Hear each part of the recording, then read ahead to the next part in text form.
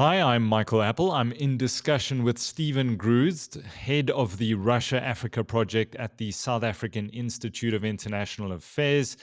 Stephen, good to chat to you. From your understanding, what is the South African government's official position on Russia-Ukraine? Hi, Michael.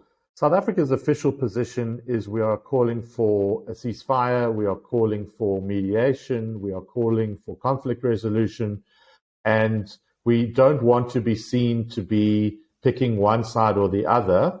In a number of statements by DIRCO, the Department of International Relations and Cooperation, over the week, we have pushed that line. The president, in his newsletter this week, said that South Africa that all sides' views must be taken into account, that dialogue is the only way, that the United Nations needs to get involved in this, and it supports the Secretary General. Only in one statement have we said unequivocally Russia must withdraw its troops from Ukraine, and that was on the 24th of February. Everything before that and since then has been more, we want to stay neutral, we want to promote dialogue, we want to make sure the Russian point of view is actually taken into account, their security concerns. So we're mentioning Russia less and less in these statements. I think it's important to note, you've mentioned there that we put out a rather strong statement against Russia, calling on them to withdraw their troops. What ultimately happened to that statement, Stephen? Nothing really happened because the Russian troops are still there. The statement is still on the DIRCO website. But as I said, it's been bookended by calls rather for peace and for dialogue and for reconciliation without fingering Russia. Well, let me ask instead, what happened to Naledi Pandor, according to the Sunday newspapers, after issuing that statement? Well, there was, let's say, a difference of opinion, and according to the Sunday newspapers, there was a war of words between the president and the Minister of International Relations and Cooperation. When she subsequently spoke at places like the UN Human Rights Council in Geneva, she was more measured, and in that statement, she did not say Russia must leave Ukraine. Russia must withdraw its troops. So this seems to be a little blip, but otherwise we're flatlining if we can. Well, let's be honest. It's not like South Africa having a particular position on what's going on in Russia or Ukraine. Calling for dialogue, for ceasefires is necessarily going to change anything on the ground at the moment. There are far more powerful nations in the world that are calling for that, and nothing is changing. Why is it important for South Africans to know what their government's official line is? Well, I think it's always important to know what your government is doing or saying or not doing and not saying in your name. I think we can just look at what happened at the United Nations briefly for a few seconds. A resolution was brought to the Security Council that was censuring Russia, and it was not passed. It was abstained on by India, China, and the UAE, but it was vetoed by Russia because Russia, as a permanent member of the Security Council, has veto power. Then a motion was tabled at the General Assembly, where there are 191 countries present. 141 countries voted on a quite strongly worded resolution for Russia to withdraw its troops and for there to be peace and dialogue in the area. South Africa abstained on that. We were one of 35 countries that abstained.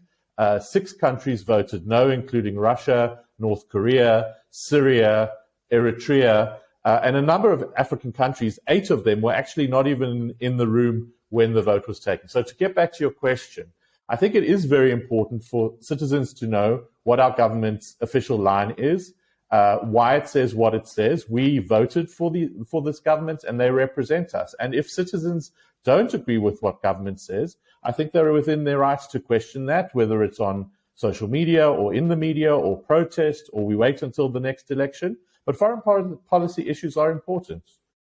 What did you read into our abstention? I think what was good was that South Africa explained its decision. So just after the vote was taken an explanation went up on the DIRCO website. This took, if you'll remember back to 2007, when we had a controversial vote on Myanmar, it took days and days and days for this vote to be explored. So South Africa says, one, the process of putting the resolution together was not as consultative as it should be. Two, the resolution has a throwaway line at the bottom where it says we should call for peace and dialogue, but 80% of the resolution is critical of Russia. And I think while South Africa says it's remaining neutral, many have read into that stance that if you're not against what Russia's doing, you're implicitly endorsing it. Now, I think it's more subtle than that. And South Africa, also in the president's letter this morning, said that we have a lot of experience in conflict mediation, in our own conflict. People said this could never be resolved, and actually the parties got around a table and resolved it. South Africa perhaps has skills that they could bring to bear. But as you're right, it's crowded. There are a lot of countries that are trying to mediate here, including big ones like France and Germany. Hungary's been mentioned. Israel has even been mentioned. And Prime Minister Bennett took a trip to Russia and has had long conversations with President Zelensky. So there's nothing really to mediate at the moment because the guns are still firing. Yeah. But other countries indeed are stepping in here. I saw a tweet from the Russian embassy over the weekend, and I'd like to read it, so bear with me. Quote, "Dear subscribers, we have received a great number of letters of solidarity from South Africans, both individuals and organizations. We appreciate your support and I'm glad you decided to stand with us today when Russia, like 80 years ago, is fighting Nazism in Ukraine." Close quote. Besides the actual war being fought on the ground, is there an information war going on here, Stephen? Absolutely. This is hybrid warfare in its best form. On that particular tweet, I hope you saw the reply from the German embassy. I did. Which said, unfortunately, we are the experts on Nazism, and this is just nonsense. Indeed, it is an information war. You can see it in social media. I'm sure all our feeds are full of commentary from people on the ground, from opinion makers, and indeed the leaders themselves. I think President Zelensky has done an amazing job of putting his view out there, of being personable, of being personal, and of being very brave. I think Putin has appeared much more wooden and reserved, some might say unhinged at certain points. But, you know, he has these conferences around an enormous table where the other guy sits right at the back. It looks something like it's out of the movies. So there we have contrasting styles. And of course, supporters of both sides are exploiting social media to get their view across.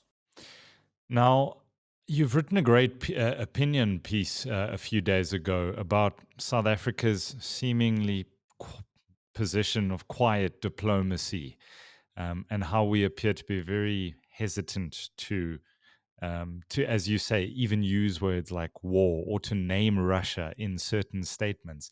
How did quiet diplomacy work out for us in previous years? Quiet diplomacy was a phrase that definitely came into the lexicon around our work on Zimbabwe. After the 2008 elections, which you'll remember then went to a runoff and there was extreme violence in between the two poles, South Africa said under President Mbeki that we refuse to be practicing megaphone diplomacy. We have quiet diplomacy. We will work behind the scenes. It did bring about the global political agreement in Zimbabwe, which led to a coalition government, which was then voted out of government in 2013. So while it's much maligned, I think there is a role for behind-the-scenes work in diplomacy. I mean, if there wasn't besides behind-the-scenes work by Norway, we wouldn't have had the Oslo Accords in the Middle East. Now, you may say that those have been very unsuccessful, but at the time when they came out in the middle 90s, they were groundbreaking, and that happened very much on the quiet. We also know from our own transition that the ANC was meeting with government, that P.W. Botha and F.W. de Klerk were meeting Mandela while he was in jail. That only came out years later. So I think, we do have diplomatic muscle. We do have a say, and we do have an important voice in the African continent and on the international stage. And I think President Ramaphosa is trying to recapture some of that voice, which may have been quieter in the last 10 years. But, if we can make an effort to bring these parties together, I think we should. Just remind us, Stephen, what is the historical ties between the Soviet Union and the African National Congress? So the ties are quite significant. Of course, Russia was one of the big supporters of liberation movements in southern Africa, including in Angola, in Mozambique, both of which had socialist governments after the initial civil wars. The Soviet Union provided weapons. We know that there were Cuban soldiers and Russians in Angola for many years, and that was only resolved when Namibia got its independence in 1990. Many ANC operatives of a certain generation studied in Russia, had weapons training in Russia and the other countries of the Soviet bloc. Some of them speak Russian, so there's an affinity there. Russia reopened diplomatic relations with South Africa in 1992, which was quite controversial because it was still the de Klerk government, and they hadn't told the ANC that they were going to open an embassy. So that caused a bit of upset. But we also saw last week that there was a celebration of 30 years of diplomatic relations with South Africa on the very eve that the war started, and senior government officials and military top brass were at that function celebrating this relationship. And I don't think that was a good look. Yeah, I wanted to ask you about that. In politics, perception is reality. And the reality is you have ANC, but also the head of the defense force meeting and I wrote an article on this. I said perception is reality, and the reality is you've got deployees of the ANC and top brass within the South African National Defense Force seemingly ingratiating themselves with the skunk of the world. And those are my words, not anybody else's. From an international relations 101 point of view, was it in poor taste for South Africa to attend this function at the Russian embassy? I think it was. I mean, it was probably prearranged. I'm sure they didn't get the invitation on the day. And maybe they didn't expect the war to be on, but it was, in my view, very insensitive. And, if South Africa had a pretension or an intention to appear neutral, attending that function and hobnobbing with the great and the good from the Russian embassy on the day of the invasion didn't make for good press, unless, of course, you are from that large section of our population who feels that we have historical ties to the Soviet Union and to Russia, and that this is all about NATO encroachment on Russia's doorstep. And Russia's right in what it's doing. I mean, I've heard those views. I've heard them on talk radio stations in the media that I've been doing. I've heard them on TV programs. We've seen it in social media. We've seen it in the newspapers. That's a strongly held view amongst many citizens, not only in South Africa, but in other African countries as well. Do we need to be very cautious when we're looking at social media, especially around the Russia-Ukraine issue? We know Twitter is not real life. Otherwise, the EFF would have won elections in the past. So we need to be very careful about the opinions that we assume to be of the majority of South Africans. Is social media just a very dangerous place at the moment, considering this information war you've spoken about? It is. And both sides are firing salvos all the time. And what you like and what you retweet, and I think it's particularly so on Twitter, much less so on, say, Instagram or Facebook. The platforms create a different kind of conversation. I think we must be very cautious. What is the source of this? Is it genuine? Do I pass it on? Do I comment on it? Do I ignore it? Who do I believe? And I think the shutting down of Russia Today, RT, in Africa, because the European feed is no longer coming, has been a controversial issue. Many people watched that channel. Some condemned it as shameless propaganda. Others said, look, it's important to see the Russian point of view of these things. So I think, in a way, it's a shame that it was taken down. I understand the reasons for it. But this is a war of ideas as much as it is a war of guns and mortars and anti-aircraft missiles. Do you see it escalating beyond? I mean, can it escalate any further? I think any further escalation would be, well, let's talk about the dreaded N word here. A couple of days ago, you had the Russian president put his nuclear deterrent unit on high alert. Did you have a feeling? You'll forgive me here, but you're obviously a few years older than I am. I don't remember the Cuban Russian or the Cuban Missile Crisis. Was there a feeling that when Putin potentially had his hand on the red button here, if that's a way to explain it, did you get a particular feeling, nostalgia here? So firstly, I have to set the record straight and say that the Cuban Missile Crisis in 1962 was 10 years before I was born. But I did live through the Cold War. And I mean, that was a chilling statement. I think it was a veiled warning. And I was asking, is this about attack or defense?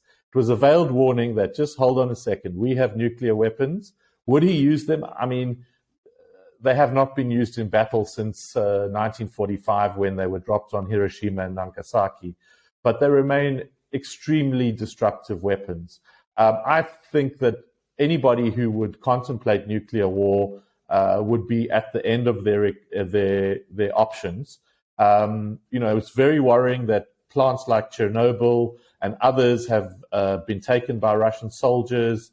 These are not weapons areas because Ukraine gave up its weapons in 1994 with the guarantee that its territorial integrity and its sovereignty would be respected. And that hasn't happened.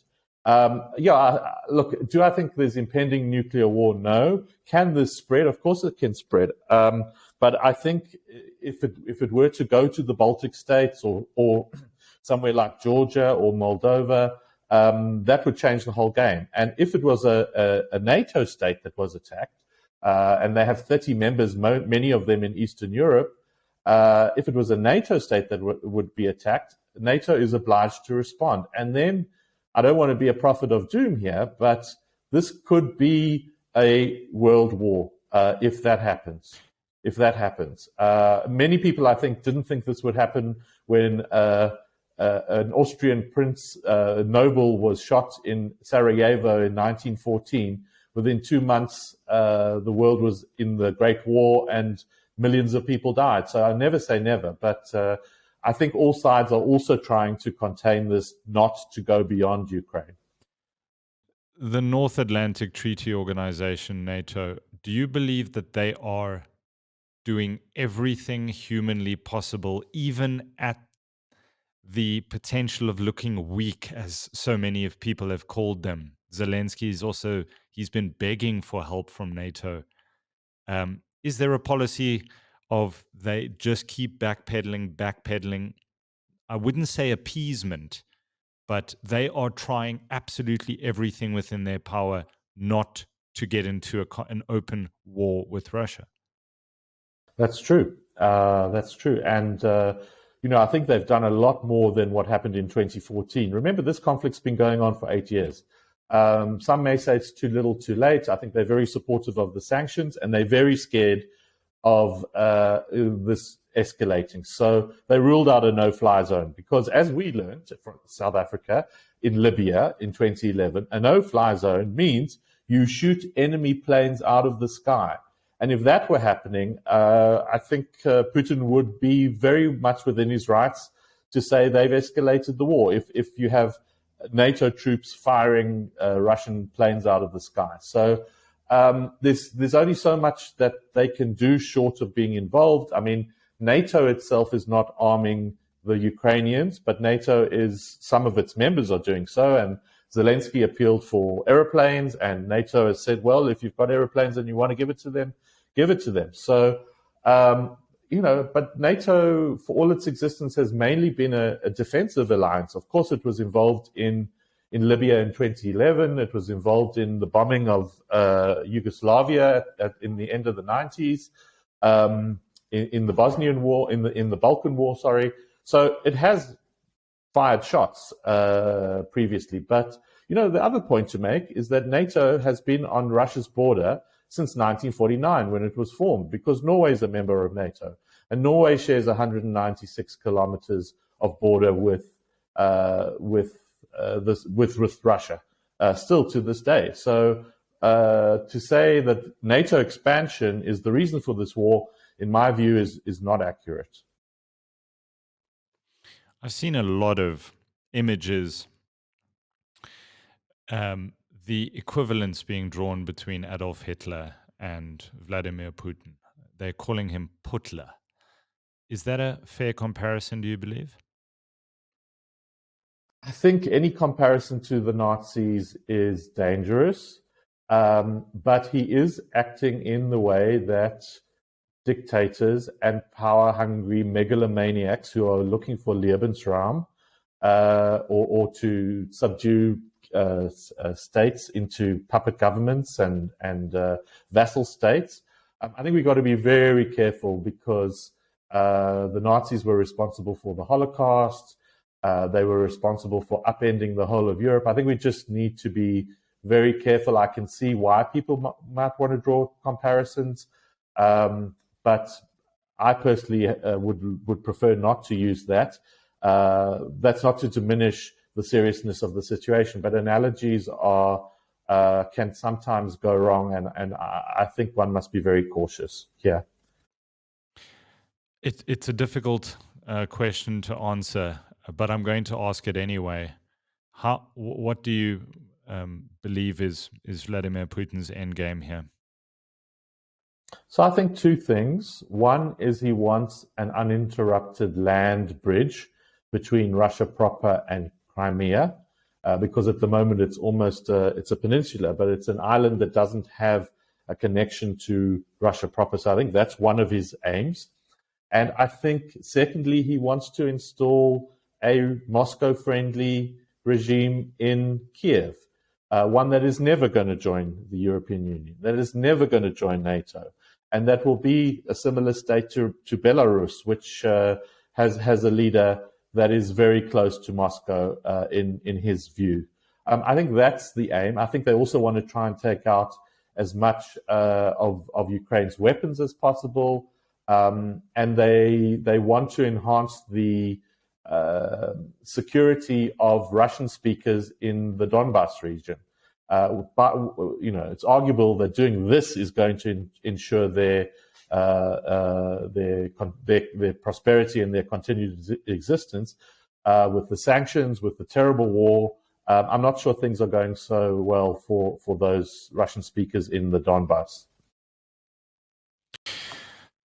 Do you believe, as so many others do, the Ukrainians certainly are selling the story that he is simply not ever going to stop here? Do you potentially see this as the Sudetenland 1938 Chamberlain's policy of appeasement? What do you think on that? Yeah, I mean, I think there are parallels, definitely. I think, though, the West has tried to stand up as much as they can, short of getting into a shooting war, which, as we discussed, has the potential for escalation. I mean, these sanctions are not a joke. Credit cards, major credit card companies, banks, oil, produce, they are really going to hurt the Russian economy. Is it enough? Is it too late? Is it not aimed at the right area? But people asked questions of Europe in 1938, and they gave Hitler what he said he wanted, but he took more and he wanted more, and appeasement was a dismal failure. Very lastly, Stephen, the issue of these sanctions, they naturally take quite a while to bite, but it's going to affect the Russian population, not necessarily the millionaires and billionaires and the oligarchs and so on. Yes, they're being targeted, but it's the fact that you as a ordinary Russian can't go and pay for something with your credit card. The ruble is tumbling every single day. Their stock market is closed. They're afraid there's going to be a sell on the stock market. is the idea behind these sanctions? Do you foresee it getting to such a point that there are so many countries, we're going to reach a tipping point where there's going to be a popular uprising against Putin? And how's he going to respond if that happens? Well, he's going to, if it does happen, he will respond with the brutality that he's always shown, both domestically and internationally. I mean, there have been, I think, 6,500 Russian protesters already imprisoned. I think the sanctions will bite. I think they're biting already. I don't think he's going to have as big a war chest, but he did actually assemble a war chest and bought gold and bought other. I'm not an economist, but he did other things to sanction-proof his economy. Exactly, sanction-proof his economy. Don't forget also he has a lifeline in China. Yeah. Russian-China relations are extremely close. China has afforded some protection for Russia politically, but also economically. And I think Russia's going to be more and more dependent. I think what we're also going to see is expansion in Africa. My work takes a look at the Russian footprint in Africa, which is getting more and more significant. Nothing like China's or the US or Britain or the European Union, but getting bigger all the time. Over the weekend, there was a report that said that businesses are going to expand in Africa. And this happened after 2014, when other markets were closed. Russia desperately sought markets in Latin America, in East Asia, and in Africa. Damn it. Very lastly, is China looking at Taiwan and going, the world is very busy with Russia, Ukraine at the moment. Is there a potential for something there? There is a potential. I think China is looking very carefully at what's happening because it does have claims over the island of Taiwan and has said on numerous occasions that it is part of one China. And there have been threats to take it by force. If, again, we're wildly speculating here, but if China decided to move now, that would really widen this conflict, and it would be not unconnected to this conflict. When the dust settles, if the dust settles, and it will at some point settle, maybe China will be emboldened, or maybe China will think, no, this is not viable or feasible at the moment. I think also because America sees China as a much bigger and more important rival than Russia is at the moment. I mean, just Obama disparagingly called Russia a regional power and not a global power. And that really, I think, got up Putin's nose. So yes, were there to be two such simultaneous conflicts, we'd have a whole different ballgame. Stephen Gruzd, head of the Russia-Africa project at the South African Institute of International Affairs. Thanks so much for your thoughts and for your time today.